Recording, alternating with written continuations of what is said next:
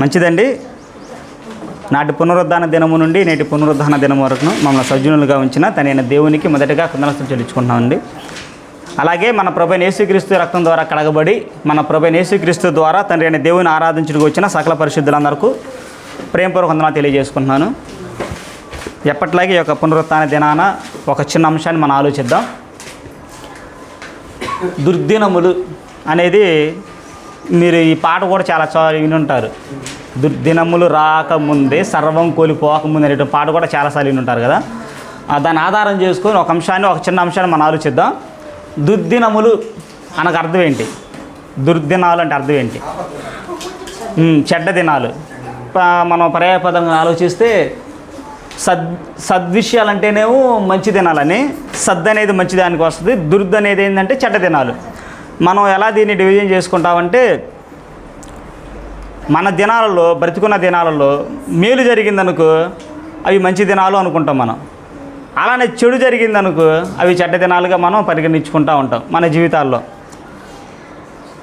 మరి బైబిల్ కూడా ఈ విషయాన్ని, ఈ యొక్క దుర్దినములు రాకముందే అని ప్రసంగి గ్రంథకర్త ఈ మాటను ఉద్దేశించి మాట్లాడారు. ఎందుకంటే ఒక విషయాన్ని, ఏదైనా ఒక విషయం ఒక వ్యక్తి కోల్పోయిన వ్యక్తి కనుక ఆ విషయాన్ని కనుక మనం బాగా చెబితే ఆ యొక్క మాటల యొక్క ప్రభావం చాలా ఎక్కువగా ఉంటుంది. అంటే ఒక వ్యక్తి తన జీవితాన్ని కోల్పోయిన తర్వాత తన జీవిత అనుభవాల నుంచి వచ్చిన మాటలు కనుక కొన్ని మాట్లాడితే అది ఎలా ఉండిద్ది అంటే చాలా బాగుండిద్ది వినటానికి. అందరూ చాలా వాటిని బాగా వింటారు. ఎందుకంటే కొన్ని ట్రాన్సాక్షన్ విషయంలో కానీ, అమౌంట్ సైబర్ నేరగాలప్పుడు ఫోన్ చేసే విషయాల్లో కానీ సహోదరులు నాకు ఎక్కువ ఫోన్ చేస్తారు. దానబాబు కానీ వేరేనా కానీ, ఎందుకంటే కోల్పోయి ఉన్నాం, దాంట్లో నష్టపోయి ఉన్నాం. అనుభవం ఉంది కాబట్టి అన్న అలాంటి జోలికి వెళ్ళమాకుండా, అలాంటి క్లిక్లు మీరు చేయమాకుండా, ఓటీపీ చెప్పమాకుండా అని చెప్పి మన సలహా తీసుకుంటూ ఉంటారు, మనం చెబుతూ ఉంటాం. ఎందుకంటే మనం నష్టపోయాం కాబట్టి. అలానే జీవితంలో నష్టపోయిన వ్యక్తి కనుక అనుభవపూర్వకంగా కొన్ని మాటలు మాట్లాడితే అవి చాలా మధురంగా ఉంటాయి. కాబట్టి ఒక గొప్ప జ్ఞాని మాట్లాడే మాటలు ప్రసంగి గ్రంథం 12వ అధ్యాయం చూడండి. దుర్దినములు రాకముందే ఇప్పుడు వీటి యందు నాకు సంతోషము లేదని నీవు చెప్పు సంవత్సరములు రాకముందే. చూడండి, దుర్దినములు రాకముందే ఇప్పుడు వీటి యందు నాకు సంతోషం లేదు. దుర్దినములు రాకముందే అంటే వీటి యందు నాకు సంతోషం లేదు. మనం చాలాసార్లు అనుకుంటాం, మరణ పంచులు ఉన్నప్పుడు అబ్బా ఆ ఒక్కడు చేయకుంటే బాగుండేదే, వాడు పరలోకం పోయేవాడే, అబ్బా ఒక్క పాపం చేయకుండా ఉంటే బాగుండేదే, ఆ ఒక్క లోపతలు లేకుండా ఉంటే బాగుండేదే మనం అనుకుంటాం. ఏది మరణించిన తర్వాత కానీ తను మరణపు అంచుల్లో ఉన్నప్పుడు, బ్రతకడానికి అవకాశం లేనప్పుడు అనే మాటలు అనమాట. మనం అబ్బా ఈ ఒక్క లోపం లేకుండా ఉన్నట్టయితే దేవుడు చక్కగా పరలోకానికి ఈ వ్యక్తిని తీసుకెళ్లేవాడే అనుకుంటాం. అయితే సంతోషం లేదంట. చూడండి, ఏ విషయంలో మనిషికి సంతోషం ఉండట్లేదు అనేది ఇదే ప్రసంగి గ్రంథకర్త 6వ అధ్యాయం చూడండి ఏం చెబుతాడో. ప్రసంగి గ్రంథం 6వ అధ్యాయం 1-2 వచనాలు చూడండి.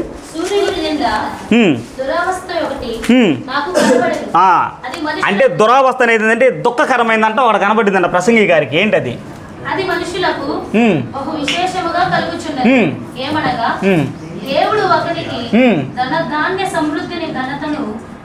దేవుడు ఒకనికి ధనము, ధాన్యము, ఘనత. చదవండి అక్క. ఘనతను అనుగ్రహించును. అతడు ఏమి కోరినను అది అతనికి తక్కువ కాకుండా అయినను దాన్ని అనుభవించుటకు దేవుడు వానికి శక్తి అనుగ్రహింపడు. చూడండి, సూర్యుని కిందంట ప్రసంగి గారికి, సొలొమోను గారికి భూమి కింద దుఃఖకరమైనది ఒకటి కనపడిందంట. ఏంటంటే మనుషులందరికీ దేవుడు అంట ధనము, ధాన్యము, ఘనతను ఇవి దేవుణ్ణి ఆశ్రయించిన వారికి దేవుడు ఇచ్చాడు. ప్రతి ఒక్కరికి ఇచ్చాడు. ఇవి అతను ఏమి కోరినా కానీ కొదువు కాకుండా ఇచ్చిందంట. ఆయన ఏది కోరుకున్నా కానీ కొదువు లేకుండా ఇచ్చిందంట.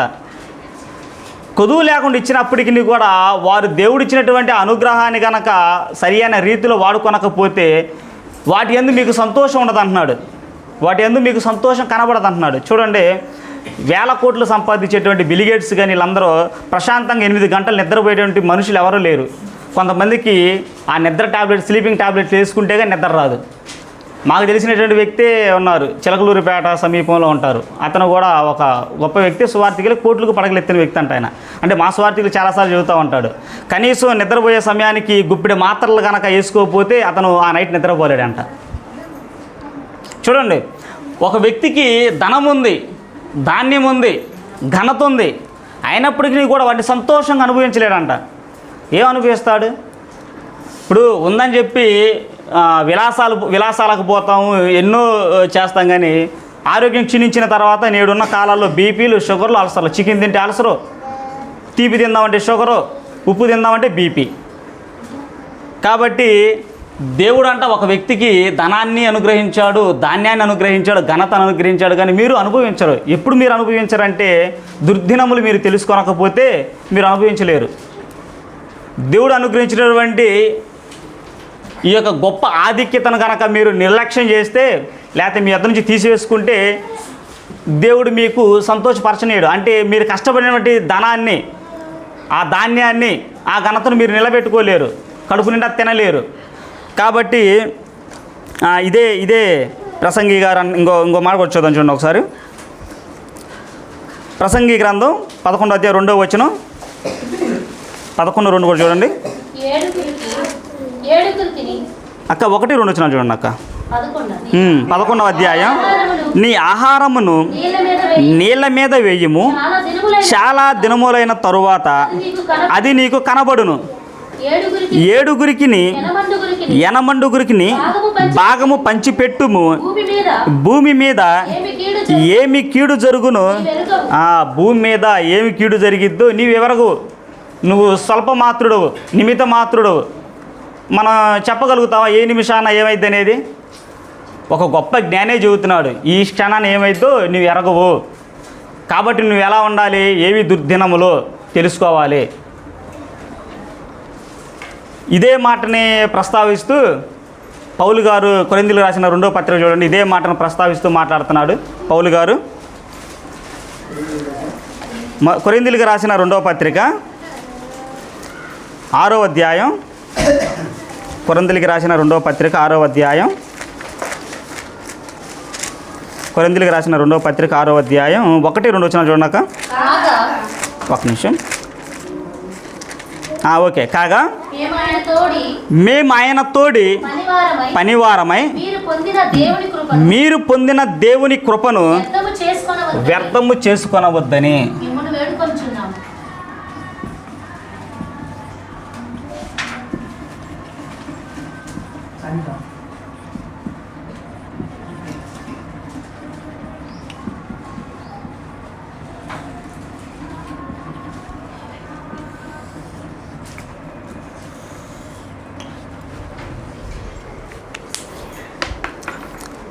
పౌలు గారు అన్న మాట ఏంటంటే, కాగా మేము ఆయన తోడి పనివారమై మీరు పొందిన దేవుని కృపను వ్యర్థము చేసుకొనవద్దని మిమ్మల్ని వేడుకొనుచున్నాము. అనుకూల సమయమందు నీ మొర ఆలకించి తిని రక్షణ దినమందు నిన్ను ఆదుకొంటిని అని ఆయన చెప్పుచున్నాడు కదా. ఇదిగో ఇప్పుడే మిక్కిలి అనుకూలమైన సమయము, ఇదిగో ఇదే రక్షణ దినము, ఇదే మిక్కిలి అనుకూలమైన సమయం అన్నాడు. దేవుని కృపను బట్టి మనందరం కూడా క్రీస్తులోనికి వచ్చాము, ఉనికిని చాటిస్తున్నాం. దేవుని కృపను మీరు నిర్లక్ష్యం చేశారనుకో, దేవుని కృపను మీరు విడిచిపెట్టేశారనుకో, ఏమవుతుందంటే దుర్దినాలు అనుభవించాల్సి వచ్చింది. దుర్దినాలు మన జీవితంలో వస్తాయి. ఆ విషయాన్ని పౌలు గారు కోడి చేస్తూ, ఇదే అనుకూలమైన సమయము, ఇదే రక్షణ దినము అన్నాడు. అనుకూలమైన సమయం, మనం రక్షించడానికి ఇదే తరుణం అన్నాడు. అదే కదా ప్రసంగి గ్రంథకర్త, రేపేమవునో ఈ క్షణాన్ని ఏమవును నువ్వు ఎరగవు అన్నాడు కదా. అలానే ఇదే అనుకూలమైన సమయం, ఏ దినానికి ఆ దినం అనుకూలమైన సమయం. కాబట్టి మీరు రక్షణ పొందండి. కానీ మన వాళ్ళు ఏం చేస్తారంటే చాలా తడువు చేస్తారు. ఆ విషయాన్ని రక్షణ పొందే విషయంలో చాలా తడువు చేస్తారు. మనోళ్ళు ఆలోచించే విధానం ఎలా ఉండిద్దంటే, రక్షణ పొందే విషయంలో ఆలోచించే విధానం ఎలా ఉండిద్దంటే, మినిమం రక్షణ పొందాలంటే ఎన్ని సంవత్సరాలు ఉండాలంటారు? 50 సంవత్సరాలు ఉండంటారు. కొత్తగా ఇంటికి వచ్చిన కోడలంట, ఒక కుటుంబంలో కొత్తగా ఇంటికి వచ్చిన కోడలు దేవునిలో మెరిగిన కుటుంబం, చిన్నప్పటి నుంచి వాళ్ళ తల్లిదండ్రులు సండే స్కూల్కి పంపించి చక్కగా దేవుని కుటుంబంలో వదిలినటువంటి ఒక స్త్రీ అంట ఒక అత్తగారింటికి వెళ్ళిందంట. అత్తగారింటికి వెళ్ళి అంటే అక్కడ ఉన్నప్పుడు బాప్తీసం పొందల, దేవుళ్ళు చర్చికి వెళ్తూ ఉండేది, చక్కగా జీవిస్తుంది, కానీ అక్కడ బాప్తీసం పొందల. అత్తగారింటికి వచ్చిన తర్వాత, అత్తమ్మ నేను బాప్తీసం పొందాలనుకుంటున్నాను, అని అత్తగారితో అందంట. ఆ అత్తగారి యొక్క తోక దొక్కిన తాసుపాము లేచినట్టు లేచిందంట. ఏంది రక్షణ పొందుతావా? రక్షణ పొందాలంటే ఎంత వయసు ఉండాలో తెలుసా నీకు?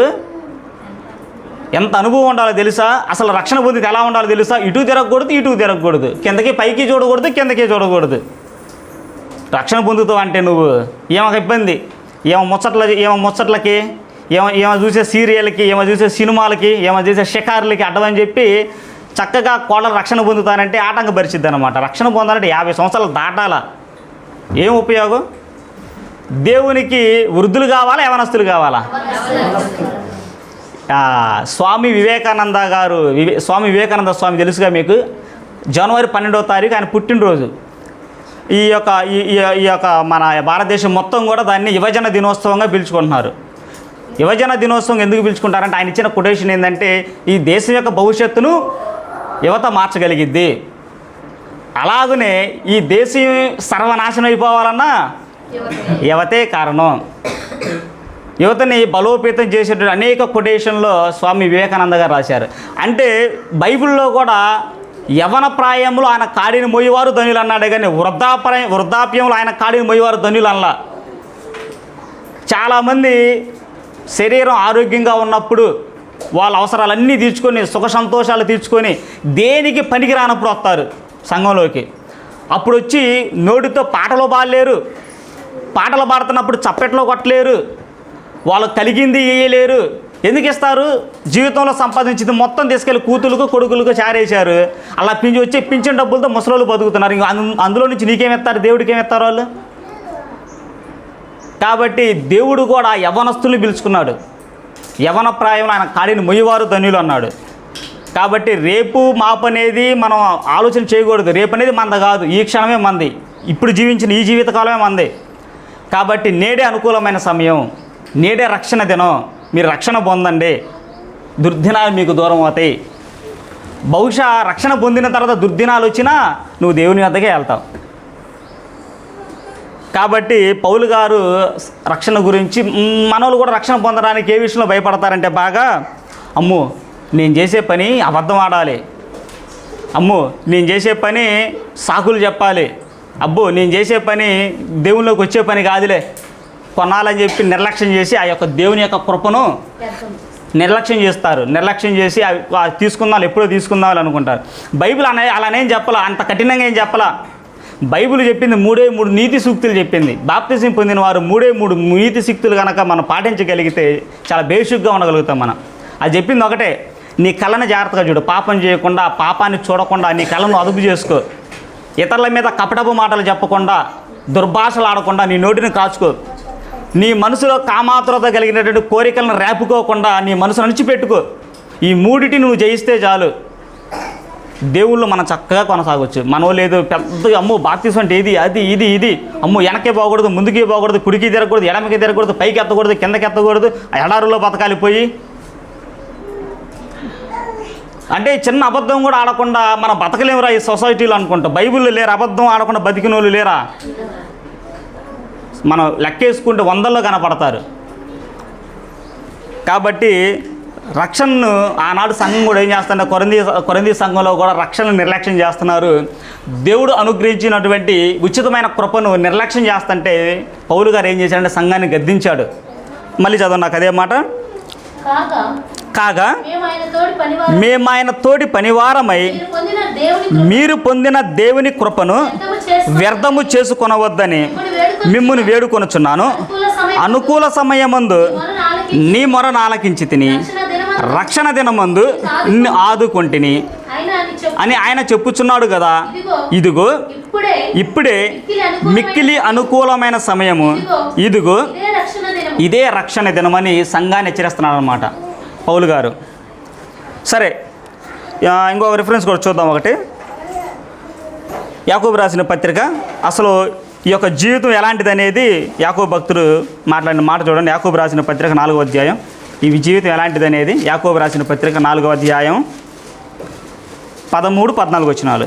యాకోబు రాసిన పత్రిక 4వ అధ్యాయం 13-14. నేడైనను రేపైనను ఒకానొక పట్టణమునకు వెళ్ళి అక్కడ 1 సంవత్సరం ఉండి వ్యాపారము చేసి లాభము సంపాదింతుము రండని చెప్పుకొని వారులారా, రేపేమి సంభవించును మీకు తెలియదు, మీ జీవము ఏ పాటిది. రేపేమి సంభవించునో మీకు తెలియదు, మీ జీవము ఏ పాటిది. మీరు కొంతసేపు కనబడి అంతలోనే మాయమై ఆవిరి వంటి వారు. చూడండి, అంతలో మాయమైపోతాం అంట మనం. అంతలో కనపడతాం, అంతలో మాయమై ఆవిరి వంటి వారం అంట. ఎంతెంత గొప్ప గొప్ప దేశంలో ప్రెసిడెంట్లు కానీ, ఎందుకంటే ఇప్పుడు నసరాపేట పొలిటికల్గా తీసుకుంటే నసరాపేట అని నోరెత్తగానే మనకు వినబడేటువంటి నాయకుడి పేరేంటి? నసరాపేట కోడెల శివప్రసాదరావు అంటారు. నసరాపేట యొక్క అభివృద్ధికి తోడ్పడిన వ్యక్తి. ఆరోగ్యశ్రీ అని పేరు వినపడగానే వచ్చే పేరేంటి? వైఎస్ రాజశేఖర రెడ్డి. అలానే గొప్ప గొప్ప సైంటిస్టులు, శాస్త్రవేత్తలు, మన దేశం యొక్క ప్రపంచం యొక్క స్థితిగతులు మార్చినటువంటి సైంటిస్టులు ఎంతోమంది కాలం తనువు సాధించారు. వారి యొక్క ఆ జ్ఞానం కానీ, వారి యొక్క డబ్బు కానీ, వాళ్ళ యొక్క అనుభవాలు కానీ మరణాన్ని ఆపగలిగినాయా? దేశాన్ని జయించినట్టు అలెగ్జాండర్ గారు, ప్రపంచాన్ని జయించినట్టు అలెగ్జాండర్ గారు వారి మరణాన్ని ఏది ఆపలేకపోయింది. ఎందుకంటే ఆవిరి వంటిది అన్నాడు జీవితం. సరే, లోకంలో వాళ్ళంటే దేవుడు ఎరుగో, దేవుని యొక్క రక్షణ సంకల్పం తెలియకో, ఈ బాప్తిసం అనేది ఏంటో తెలియకో, మారు మనసు అంటే ఏంటో తెలియకో వాళ్ళు మరణించారు, తనువు చాలించారు వాళ్ళు. మరి మనం చిన్నప్పటి నుంచి మన తాతలో, అమ్మమ్మలో, నాయనమ్మలో చక్కగా బైబిల్ పట్టుకొని వెళ్తుంటే వాళ్ళు చేయబట్టుకొని కూడా మనం మందిరాలకు వెళ్ళిన పరిస్థితులు ఉన్నాయి. చక్కగా వాళ్ళతో పాటు పాటలు పాడిన సందర్భాలు ఉన్నాయి. వారితో పాటు అనేక సార్లు వాక్యాలైన సందర్భం ఉంది. ఇప్పుడైతే మరీ ఎక్కువ. ఇప్పుడు ఆదివారం ఏంటి, ఎన్ని వారాలు కూడికలో, సువార్త కూడికలని, మహాసభలని, క్రీస్తు సువార్త సభలని, ఉపవాస కూడికలు ఎన్ని దగ్గరకు వచ్చినాయి మనకి. మనం కూడా ఎలా ఉంటున్నామంటే, ఇదిగో దేవుని కృపను నిర్లక్ష్యం చేస్తున్నాం. ఆయన ఇచ్చినటువంటి ఉచితమైన కృపను మనం నిర్లక్ష్యం చేస్తున్నాం. కాబట్టి మరణం అనేది ఎలా వచ్చిందో తెలియదు. మన జీవితం ఆవిరి వంటిది అన్నాడు. ఇదే పేతురు గారు కూడా చూడండి, ఇంకో మాట అన్నారు. పేతురు రాసిన మొదటి పత్రిక 24లో మన జీవితం ఎలాంటిదో పోల్చాడు.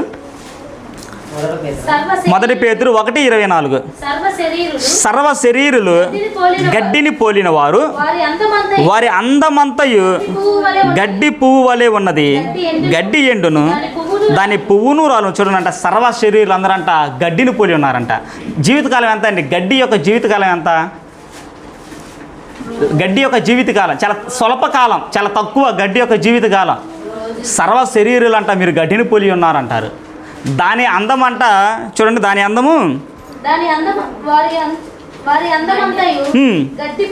గడ్డి పువ్వులు వలె ఉంటుంది. మీరు చాలా చోట్ల చూడండి, ఇళ్ళ కాడ మట్టిలో మొలిచి చిన్న చిన్న పువ్వులు ఉంటాయి.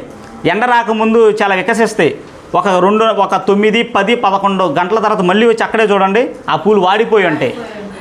కాబట్టి సర్వ శరీరులే గడ్డిని పోలి ఉన్నారు. వాటి అందం ఎంత? వాటి సౌందర్యం ఎంత?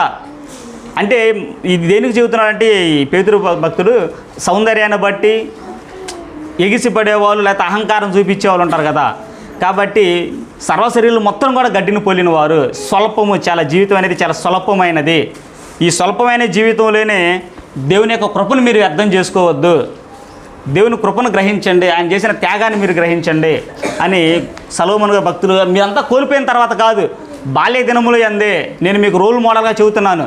సర్వం కోల్పోయినప్పుడు కాదు, బాల్య దినములు యందే మీ దేవుణ్ణి స్మరణకు తెచ్చుకోండి, మీ దేవుణ్ణి సృష్టికర్త స్మరణకు తెచ్చుకోండి, జ్ఞాపకం తెచ్చుకోండి అని చెప్పి హెచ్చరిస్తున్నాడు అందరికీ. ఈ యొక్క దుర్దినములు రాకముందే, అంటే ఈ యొక్క మన యొక్క పాఠం యొక్క సారాంశం ఏమొచ్చిందంటే, మొత్తం కూడా ఏదో ఒకనాటికి మనందరం కూడా దేవుణ్ణి తెలుసుకునే సమయానికి, మనందరం కూడా దేవుణ్ణి తెలుసుకునే సమయానికి దేవుడు మనకు అనుగ్రహించినటువంటి రక్షణ భాగ్యం ఉంది చూసారా, ఆ రక్షణ భాగ్యం కోల్పోతామేమో. ఆ దుర్దినాలు వచ్చే సమయానికి రక్షణ భాగ్యాన్ని మనం కోల్పోయి దేవునికి ఎడబాటే స్థితి ఉండిద్దేమో. కాబట్టి మీ జీవితంలో దుర్దినములు రాకముందే మీరు సిద్ధపడి ఉండండి. ఆ రకంగా దుర్దినములు వచ్చే సమయానికి సిద్ధపడిన వాళ్ళు, ఆ దుర్దినములు వచ్చే సమయానికి సిద్ధపడక లోకంలో పడిపోయిన వారి గురించి మనం కొద్దిగా ఆలోచిద్దాం, కొంతమందిని ఆలోచిద్దాం. అందులో మొదటి వ్యక్తి మనకి ఎప్పుడు తెలిసిందే, ఆదికాండం 6వ అధ్యాయం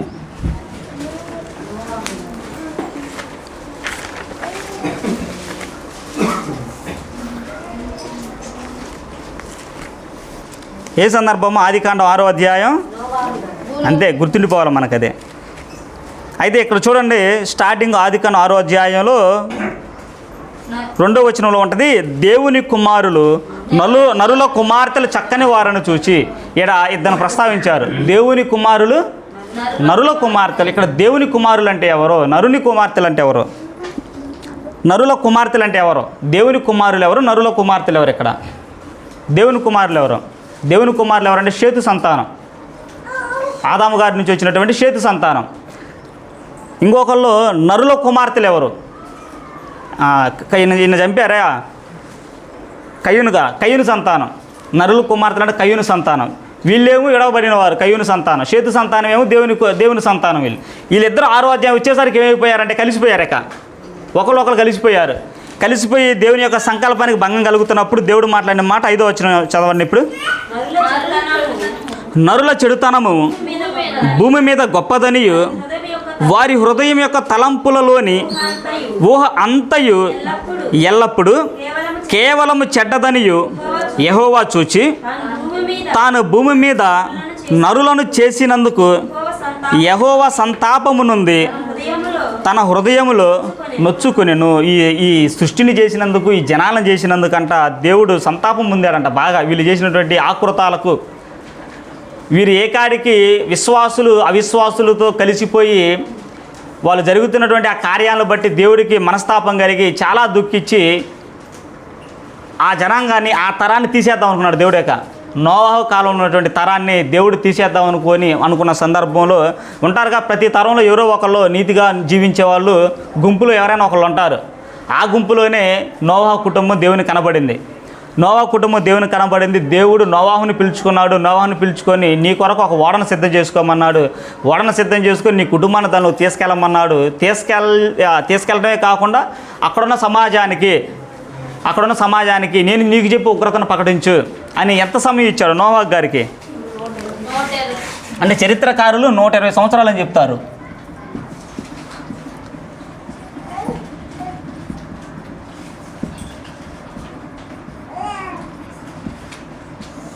చరిత్రకారులు 120 సంవత్సరాలు అని చెప్తారు. సరే, ఒక్కసారి మనం మత్తయి సువార్తకు వద్దాం ఈ విషయంలో. అంటే అక్కడ ఉన్న జనుల పరిస్థితి చూద్దాం. యేసుక్రీస్తు ఎలా పరిచయం చేశారో చూడండి. మత్తయి సువార్త 24వ అధ్యాయం. ఆనాటి ప్రజలు ఎలా ఉన్నారనేది ఇక్కడ బాగా చూపిస్తారు చూడండి. మత్తయి సువార్త 24వ అధ్యాయం 38వ వచనం. 24:38. అక్క 37 కూడా చూడండి. అక్క నోవాహు దినములు ఎలాగుండెనో మనుష్య కుమారుని రాకడయును. నోవాహు దినాలకి మనుష్య కుమారుని యొక్క రాకడ కంటే లింక్ చేసి మాట్లాడారు. 38వ వచనం. జల ప్రళయమునకు ముందటి దినములలో నోవాహు ఓడలోనికి వెళ్ళిన దినము వరకు వారు తినుచు త్రాగుచు పెండ్లి చేసుకొనుచు పెండ్లికిచ్చుచుండి జల ప్రళయము వచ్చి అందరినీ కొట్టుకొని పోవు వరకు. ఇది ఇంపార్టెంట్. కొట్టుకొని పోవు వరకు అంట ఎరుగకపోయిరి. కొట్టుకొని పోవు వరకు ఎరుగకపోయిరి, తెలుసుకొనలేకపోయిరి. కామన్గా మనమే భౌతిక సంబంధమైన జీవితాల్లో ఏదైనా చిన్న గృహం కట్టుకుంటుంటేనో లేదా ఇంకేదైనా కట్టుకుంటుంటేనో ఇరుగు పొరుగు వచ్చేవాళ్ళు పోయేవాళ్ళ ఏందబ్బా ఏం కడుతున్నావు, ఇల్లా లేకపోతే ఏమైనా షాప్ అని అడుగుతూ ఉంటారు. అలాంటిది నోవాహు గారంట ఓడ సముద్రం ఒడ్డున కడుతున్నాడు. సముద్రం ఒడ్డున కడుతున్నప్పుడు వచ్చేవాళ్ళు పోయేవాళ్ళు చూసేవాళ్ళు చూడని వాళ్ళు అందరూ అడుగుతారు కదా, నోవాహు నువ్వు ఎందుకు ఈ ఓడను కడుతున్నావు, ఎవరు కట్టమంటే కడుతున్నావు, ఇంత ఓడ ఏం అవసరం, ఏంది ఇన్ని మేడలు పెట్టావేంది, ఎక్కడా చూడలేదు, ఇటువంటి ఓడ మేము ఎక్కడా చూడలేదే, ఎందుకు ఈ కొలతలతో నువ్వు కడుతున్నావు అని చెప్పి జనాలు అడిగున్న ప్రతిసారి చెప్పుంటాడు నోవాహు గారు. దేవుని ఉగ్రత వస్తుంది, దేవుడు ఆజ్ఞాపించాడు, దేవుడు ఈ తరాన్ని తీసేద్దాం అనుకుంటున్నాడు, ఎవరైతే ఓడలోనికి ప్రవేశిస్తారో వాళ్ళే రక్షింపబడతారు అని అడిగుండ్రా సమాజం. అయినప్పటికీ ఎవరు కూడా అంట రాలేదంట. దాని తర్వాత అక్కడ 40 రాత్రులు 40 పగళ్ళంట ప్రచండ వర్షం, ఆకాశపు తూములు తెరవబడి అంట. అసలు చూడండి, చిన్న 2-3 వర్షాలు పడితేనే కాలువలు పొంగి ప్రయాణాలు ఆగిపోతాయి, ఎక్కడిక్కడ ఆగిపోతాయి, రోడ్లు కొట్టుకుపోతాయి ఎక్కడికెక్కడ. అలాంటిది ఆకాశపు తూములు తెరవబడి అంట. 40 రాత్రులు 40 పగలు ప్రచండమైన వర్షం అంట. ఒకరోజు గడిచింది, 2 రోజులు గడిచింది, 3 రోజులు గడిచింది, 4 రోజులు గడిచింది. అక్కడున్న ప్రజలు వాళ్ళ మనసులు ఈ మాట అనుకుని ఉండుంటారా ఉంటారు ఒక మాట, ఇది నోవాహు మనకు హెచ్చరించాడు, ఇది పగబట్టిన వానే, ఏదో ఆటోమేటిక్గా వచ్చిన వాన కాదు, ఆటోమేటిక్గా వచ్చే వాన అయితే 1 రోజు వచ్చింది, 2 రోజులు వచ్చింది, 40 పగళ్ళు 40 రాత్రులు ఆగకుండా వస్తుందంటే ఈ వాన, ఇది దేవుని యొక్క ఉగ్రతే అని ఆనాటి జనాలు అనుకున్నారు అనుకోకుండా ఉంటారా? అనుకున్నారు. కానీ ఏమైపోయింది, వాళ్ళ విషయంలో దుర్దినాలు వచ్చేసినాయి. ఇంకా దేవుడు కూడా దేవుని ప్రతి ఒక్కరికి ఒక సమయం ఇస్తాడు. ఆ సమయం అందే నువ్వు రక్షణ పొందాలన్నా, సంఘంలోనికి ప్రవేశించాలన్నా, ఆయన కుమారుడు నువ్వు కొనసాగాలన్నా కానీ ఆయన ఇచ్చినట్టు సమయం అందే అయిపోయింది. 120 సంవత్సరాలు ఇచ్చేసాడు, నీకు గడువు ఇచ్చాడు. 120 సంవత్సరాలు వాళ్ళు సద్వినియోగం చేసుకోవాలా. నోవా కుటుంబం మొత్తం కూడా ఓడలోనికి వెళ్ళి తాళం వేసుకున్నారు. తాళం వేసుకునేసరికి నీ గడువు అయిపోయింది, ఇచ్చిన గడువు అయిపోయింది. కాబట్టి వారి జీవితంలో వచ్చిన దుర్దినాలు వచ్చినాయి. ఇక దాన్ని ఎవరు ఏం చేయలేరు. వాటిని మనం ప్రాకులాడినా కింద మీద పడి అంటారు చూసావా, కాలు పైకి లేపి తల కింద పెట్టి తపస్సు చేసినా రాడు. దేవుడు తన నిర్ణయాన్ని మార్చుకోడు. కాబట్టి నోవాహు కాలంలో ప్రజలు ఏం చేశారంటే ఎరుగకపోయారంట. 120 సంవత్సరాలు సువార్త ప్రకటించిన ఎరుగకపోయారు. ఎప్పుడు వాళ్ళకి దేవుని యొక్క విధానం, ఆయన యొక్క కృప ఎప్పుడు తెలిసిందంటే అనుభవిస్తున్నప్పుడు, ఆ వర్షంలో తినడానికి తిండి లేక, ఆ కడుపును పుట్టిన పిల్లలే ఆ వరద తాగిడికి మరణిస్తున్నప్పుడు, చనిపోతున్నప్పుడు, కొట్టుకుపోతున్నప్పుడు, వాళ్ళు సంపాదించుకున్న ఆస్తి మొత్తం కూడా నేలపాలు అవుతున్నప్పుడు అప్పుడు గుర్తొచ్చింది వాళ్ళకి, దేవుని కృపను మేము వ్యర్థం చేసుకున్నాము. కాబట్టి దుర్దినములు రాకముందే చూసారా, నోవా గారి కుటుంబం దుర్దినాలు రాకముందే చక్కగా కుటుంబం రక్షింపబడ్డారు. దేవుని యొక్క మాటకు విధేయత చూపించి ఓడలోనికి వెళ్ళారు, రక్షణ పొందారు. ఆ నుంచి మళ్ళీ సంతతి ఒక జనరేషన్ ప్రారంభమైంది. నోవా గారి దగ్గర నుంచి మళ్ళీ ఒక జనరేషన్ ఫామ్ అయిపోయింది. అంతవరకు తరాన్ని మొత్తాన్ని దేవుడు తీసేశాడు. నోవా దగ్గర నుంచి మళ్ళీ న్యూ జనరేషన్ స్టార్ట్ అయింది. ఆయన కుమారు నుంచి మళ్ళీ న్యూ జనరేషన్.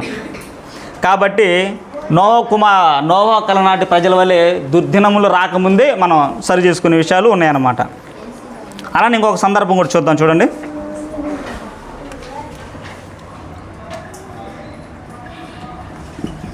నోవాహు సందర్భం రెండోది ఇదే ఆదికాండం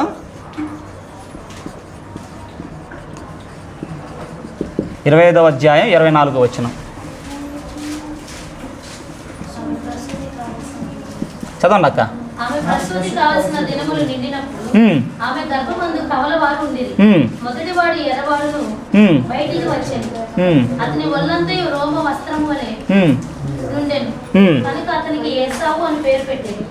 తర్వాత అతని సహోదరుడు బయటికి వచ్చినప్పుడు అతని చెయ్యి ఏసావు మడమని పట్టుకొని ఉండేది కనుక అతనికి యాకోబు అని పేరు పెట్టబడి ఆమె వారిని కనినప్పుడు ఇస్సాకు 60 ఏండ్ల వాడు.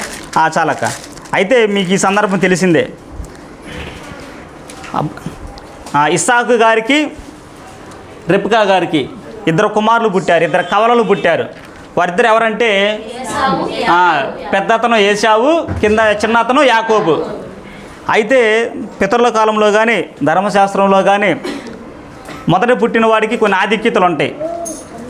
ఎందుకంటే జ్యేష్ఠుడు, అందుకే కదా యేసుక్రీస్తు వారిని కూడా మనందరి సహోదరులు జ్యేష్ఠుడు అగినట్లు అంటాడు యేసుక్రీస్తు వారిని కూడా. మొదటగా పుట్టిన కుమారునికి కొన్ని ఆధిక్యతలు ఉంటాయి. అటు ఆధిక్యతని మనం కూడా కొన్నిసార్లు ఇప్పుడున్న పరిస్థితులు కూడా కొన్ని చూస్తాం. ఒక 5 సెంట్లు స్థలం ఉందనుకో, పెద్దోడికి ఎంత ఇస్తారు? ఏదైనా సరే ఒక భాగం కొద్దిగా ఎక్కువ ఇస్తారు చిన్నోడితో పోల్చుకుంటే. ఎందుకంటే జ్యేష్ఠుడికి ఏముంటుందంటే కొద్దిగా ఆధిక్యత ఎక్కువ ఉంటుంది. ఆ లెక్కలోనే ఏశావు గారు జ్యేష్ఠుడు, చాలా విలువైనది జ్యేష్ఠత్వం అంటే అప్పట్లో పితరుల కాలంలో. ఎందుకంటే తండ్రి తర్వాత ఆశీర్వాదం పొందుకునేది ఎవరంటే జ్యేష్ఠుడే. మొదటి కుమారుడే ఆశీర్వాదం పొందుకుంటాడు. అది అంత తేలిక వదులుకునే పదవి కాదు జ్యేష్ఠత్వం అనేది.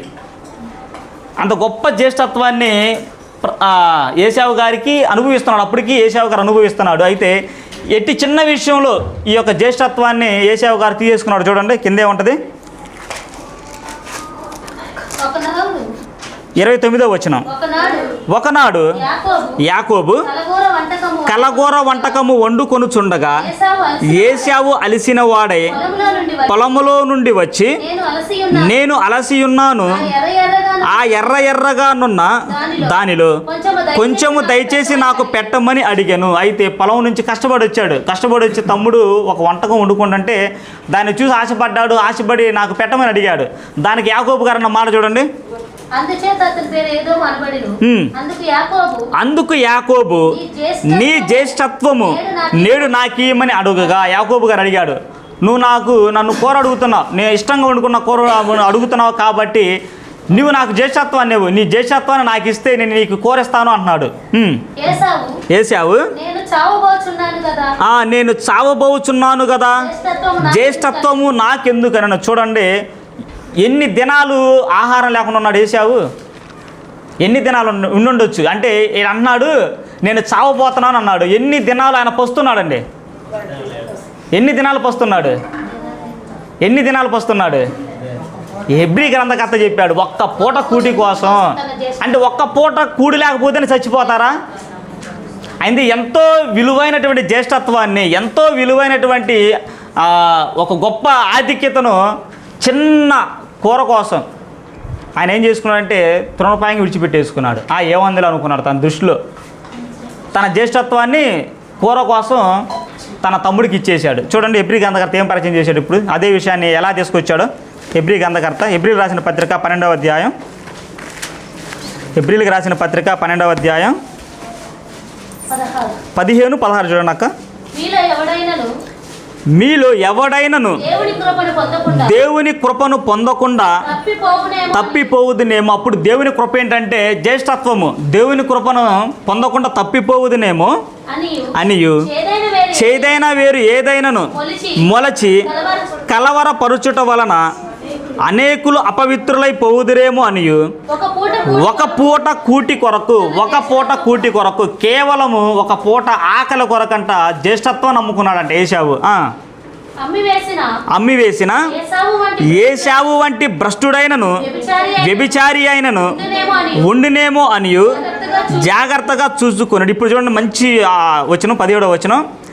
ఏసావు ఆ తర్వాత ఆశీర్వాదము పొందగోరి కన్నీళ్లు విడిచుచు దానికోసరము శ్రద్ధతో వెతికినను మారు మనసు పొంద అవకాశము దొరకక విసర్జింపబడెను. అవి దుర్దినములు. ఆయన జీవితంలో అది దుర్దినము. ఒక్కోసారి ఏముందని అనుకుని తప్పు చేస్తాం. మనం ప్రయాసపడిన శ్రద్ధతో వెతికినా మనం విసర్జింపబడతాం, మారు మనసు పొందలేవు. కాబట్టి ఏసావు గారి జీవితంలో ఏది దుర్దినం? ఒక పూట కూటి కొరకు తన జ్యేష్ఠత్వాన్ని అమ్ముకున్నాడు. అమ్ముకొని మరలా ఆ మళ్ళీ వెళ్ళాడు, తండ్రి దగ్గరికి వెళ్ళాడు. తండ్రి నేను తప్పు చేశాను, నన్ను ఆశీర్వదించడానికి నాకు ఇంకొక వరమైన ఇయ్యాయి అని చెప్పి బతిమాలుకున్నాడు. లేదు, అయిపోయింది. దేవుడు ఒక సమయం పెట్టాడు, ఆ సమయాన్ని దుర్వినియోగం చేసుకున్నాడు, నిర్లక్ష్యం చేసుకున్నాడు.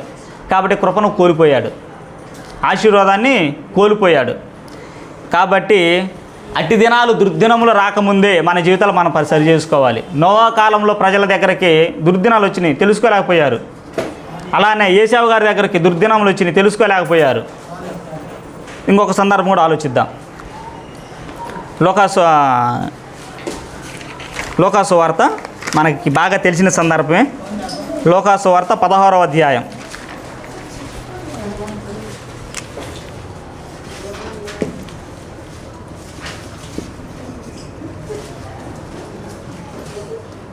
లోకాసు వార్త 16వ అధ్యాయం 19 నుంచి 30 వచనాలు ఉన్నాయి. మనన్నీ చదవద్దులేండి. ఇక్కడ కనిపించే సందర్భాలు ఎవరెవరి?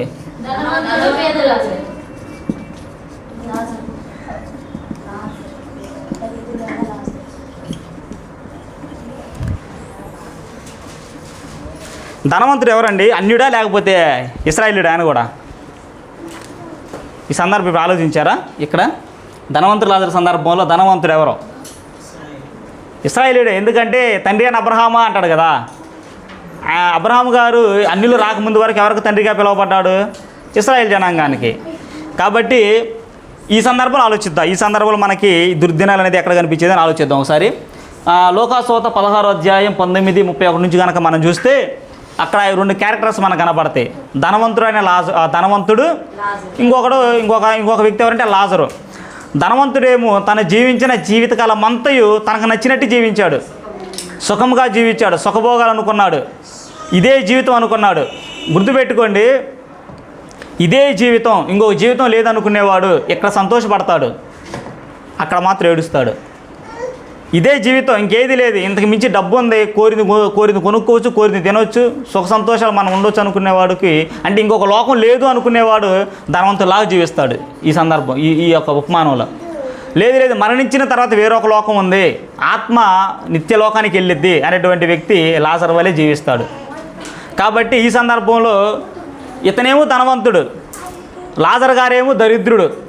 మరణం ఇద్దరికి ఒకేసారి వచ్చింది. మరణం ఇద్దరికి ఒకేసారి వచ్చి ఇద్దరు ఒకేసారి మరణించి దేవుని యొద్దకు వెళ్ళినప్పుడు చూడండి డిస్కషన్ అక్కడ తీశారు అపోస్తలుల కార్య లూకాసు వార్త 16వ అధ్యాయం.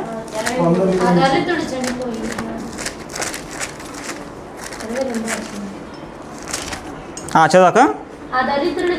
ఆ దరిద్రుడు చనిపోయి దేవదూతల చేత అబ్రహాము రొమ్మును ఆనుకొనుటకు కొనుపోబడెను. ధనవంతుడు కూడా చనిపోయి పాతిపెట్టబడెను. అప్పుడు అతడు పాతాళములో బాధపడుచు కన్నులెత్తి దూరము నుండి అబ్రహామును అతని రొమ్మున ఆనుకుని లాజరును చూచి, అంటే లాజరేమో నెమ్మది పొందే స్థలంలో ఉన్నాడు, ధనవంతుడేమో వేదనకరమైన స్థలంలో ఉన్నాడు. తండ్రివైన అబ్రహామా, నా యందు కనికరపడి తన వ్రేలి కొనను నీళ్ళల్లో ముంచి నా నాలుకను చల్లార్చుటకు లాజర్ను పంపుము, నేను ఈ అగ్ని జ్వాలలో యాతన పడుచున్నానని కేకలు వేసి. అయితే ఈ సందర్భాలు యాతన అనేది ఉంది, ఆత్మకి యాతన అనేది ఉంది. ఇదంతా అలంకార భాష అన్నమాట.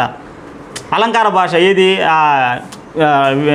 వేలును ముంచడానికి నీళ్ళని తీసుకురమ్మనేది అంతా అనేది అలంకారంగా వాడబడింది. కానీ ఆత్మకు అనేది ఒక యాతన అనేది ఉంది. ఆ ఆత్మ యాతన పడతా మాట్లాడుతుందంట, తండ్రి అయిన అబ్రహామా నన్ను క్షమించు అని. ఇతను అబ్రహాం గారి దగ్గరికి వెళ్ళి ఒక సలహా అడుగుతాడు. సరే, నేను జీవించిన జీవితాన్ని బట్టి నేను వేదనకరమైన సమయంలోనికి నేను వచ్చి ఉన్నాను. నాకు 5 సహోదరులు ఉన్నారు. నన్ను భూమి మీదకు పంపు, నేను ఈ ప్రదేశానికి రాకుండా, ఈ పాతాళానికి రాకుండా నేను చెప్పుకుంటా నా సహోదరులకు అంటాడు. కుదిరిద్ది అది? ఇప్పుడు వారు భూమి మీద ఉన్నటువంటి అపోస్తులు ప్రవక్తల మాటలే, మోసే మాటలే వింటలేదు. నువ్వు చనిపోయిన వ్యక్తి నువ్వు చెబుతావు, వాళ్ళు వింటారా? అక్కడ ఉన్నారు చెప్పేవాళ్ళు. ఎందుకంటే భూలోకంలో సువార్త ప్రకటించే వాళ్ళు ఉన్నారు. సమయం అయిపోయింది అంటే అతని జీవితంలో దుర్దినాలు వచ్చేసినాయి. దుర్దినాలు రాకముందే తను సిద్ధపడి ఉన్నట్టయితే తను ఈ లోకానికి వచ్చేవాడు కాదేమో. వచ్చి తన సహోదరుని అడుగుతున్నాడు. ఎందుకంటే ఒక వ్యక్తికి తెలుసు, నేను చెడుగా జీవిస్తున్నా, దేవుల్లో ఉండి కూడా చెడుగా జీవిస్తున్నా, ఆయన సంకల్పంలో జీవించట్లా, ఆయన ఉన్నట్లా నేను ఎట్లా జీవిస్తాను, నా భార్య కూడా అదే జీవిస్తుంది, నేను పోయి పాతాళానికి పోతాను. నాకేమనిపించింది, నా భార్య అలా ఎక్కడికి వచ్చింది అనుకుంటా, నేను కూడా కలిసి సావాసం చేస్తున్నాగా, నా భార్య కూడా నా దగ్గరకు వచ్చింది అనుకుంటా. అలానే తను జీవించి నరకానికి వచ్చాడు, తన సహోదరు ఏడకొస్తారన్న అభిప్రాయానికి ఉంది. కాబట్టి నేను కిందకి వెళ్తాను, నాకు ఒక్క అవకాశం లేదు, అవకాశం లేదు, అయిపోయింది సమయం. నీకు ఇచ్చిన సమయంలోనే నువ్వు ముగించుకోవాలి, దేవుని కృపలో నువ్వు జీవించాలి, వర్ధిల్లాలి. కాబట్టి కృపను ఎవరూ నిర్లక్ష్యం చేయకూడదు. చాలామంది కృప విషయంలో వచ్చేసరికి అంటే చాలా రేరుగా వాడేటువంటి ఉపమానం ఒకటి ఏంటంటే, సందర్భం ఒకటి ఏంటంటే, అంటే ఇది చివరి క్షణాల్లో కూడా నువ్వు దేనికి పనికిరాని స్థితిలో పిప్పిగా దేవుని దగ్గరకు వచ్చినా కానీ సులువు మీద దొంగ ఉపమానం ఒకటి చూపిస్తారు చాలామంది. దేవుడు నువ్వు చనిపోబోయే ముందు కూడా దేవుడు నిన్ను తీసుకుంటాడు. అంటే ఎలాగంటే, బాప్తీసానికి సిద్ధపడ్డాం, ఇంకా తీసుకోవాలా, బాప్తీసానికి సిద్ధపడ్డాం, కాలువ దగ్గర పోతున్నాం, రోడ్డు వచ్చేది బండి చెవికలు వచ్చి గుద్దిపారినెక్కింది. దాన్ని కూడా చాలామంది ఏమంటారంటే, తను సిద్ధపడ్డాడుగా కాబట్టి దేవుడు పరలోకాన్ని తీసుకెళ్తాడు ఆయన్ని. ఏంది సందర్భం, ఏంది దానికి ఉదాహరణ ఏంటంటే, సిలువ మీద దొంగ ఉన్నాడుగా, చివరి క్షణాల్లో తీసుకున్నాడు. అయితే ఆ సిలువ మీద దొంగ సందర్భానికి వచ్చేసరికి అది యేసుక్రీస్తు వారు కూడా వారితో పాటు సిలువ మీద ఉన్నారు. ఆ క్షణాన ఆయన అంగీకరించాడు, ఆయన నిజమైన దేవుని కుమారుడే, మనం తప్పు చేసాం, మనకి ఇది కరెక్టే, మనం చేసిన అన్యాయాలకి, మనం చేసిన దోషాలకి ఇది కరెక్టే. కానీ అతను ఏ అన్యాయం చేయలేదు, ఏ తప్పు చేయలేదు, అతనికి శిక్ష సరైనది కాదని, ప్రభువా నువ్వు రాజ్యంతో వచ్చేటప్పుడు నన్ను కూడా చేర్చుకోయని ఒక దొంగ అన్నాడు, ఒక దొంగ ఏమో దూషించాడు. కాబట్టి మనం తెలుసుకోవాల్సింది ఏంటంటే, దుర్దినాలు రాకముందే దేవుడు ప్రతి ఒక్కరికి ఒక్కొక్క సమయాన్ని ఇచ్చాడు. ఆ సమయాన్ని కనుక ఇచ్చినటువంటి ఆ యొక్క కృపను కనుక, దేవుని యొక్క కృపను కనుక మనం నిర్లక్ష్యం చేస్తే, వ్యర్థంగా పోగొట్టుకుంటే మరలా దాన్ని మనం తిరిగి పొందుకోలేము. కాబట్టి దుర్దినంలో రాకముందే మీరు చాలా జాగ్రత్తగా ఉండండి అని పౌలు గారు హెచ్చరించాడు. జ్ఞాని అయిన సొలొమోను గారు హెచ్చరించారు. ఆయన మాటలోనే చూడండి ఇంకో మాట, ప్రసంగి గ్రంథం చివరి మాటగా చూసుకుందాం. ప్రసంగి గ్రంథం 11వ అధ్యాయం 9వ వచనం. ప్రసంగి గ్రంథం యవ్వనుడా నీ యవ్వనమందు సంతోషపడుము, నీ యవ్వన కాలమందు నీ హృదయం సంతుష్టిగా ఉండనీయము, నీ కోరిక చొప్పునను అయితే వీటన్నిటిని బట్టి దేవుడు నిన్ను తీర్పులోనికి తెచ్చునని జ్ఞాపకం ఉంచుకొనుము. యవ్వనుడా నీ యవ్వనమందు సంతోషపడము, నీ యవ్వన కాలమందు నీ హృదయం సంతుష్టిగా ఉండనేము, నీ కోరిక చొప్పునని నీ దృష్టి యొక్క ఇష్టము చొప్పునే ప్రవర్తింపుము. అయితే నువ్వు ప్రవర్తించిన ప్రవర్తనను బట్టి వీటన్నిటిని బట్టి అంట తీర్పు తీర్చబడిద్ది. కాబట్టి యవ్వనుడు నీ యవ్వన కాలం ముందు చాలా జాగ్రత్తగా ఉండు. నా యవ్వనాన్ని, సొలొమోను గారి యవ్వనాన్ని ఆయన దేవునికి మహిమకరంగా వాడబడ్డా. ముగింపులో మూడు పత్రికలు రాసి మూడు గ్రంథాలు రాసి తన పశ్చాత్తాపం పొందినట్టు మనకు అనిపించింది. ప్రసంగి గ్రంథం, సామెతలు, పరమగీతాలు అనిపించింది. కానీ యవ్వన ప్రాయంలో కాబట్టి యవ్వన కాలం చాలా అంటారు చూసా, యవ్వనస్తులు ఎంత బలంగా ఉంటారో సంఘానికి ఎంత బలంగా వాడబడతారో, సంఘం ఎంత బలమైన పునాదులు నిలబడిద్దో, అదే యవ్వనస్తులు కనుక తమ యొక్క బాధ్యతలను మర్చిపోతే, తమ యొక్క ఆధిక్యతలు మర్చిపోతే కొలాప్స్ అయ్యేటువంటి ప్రమాదం కూడా ఉంది. కాబట్టి నీ యవ్వన కాలం ముందు సంతుష్టిగా ఉండనిమ్ము. నువ్వు చేసే క్రియలను బట్టి నీకు తీర్పు ఉందని మర్చిపో మాకు. నువ్వు అవి మంచివైనా సరే చెడ్డవైనా సరే.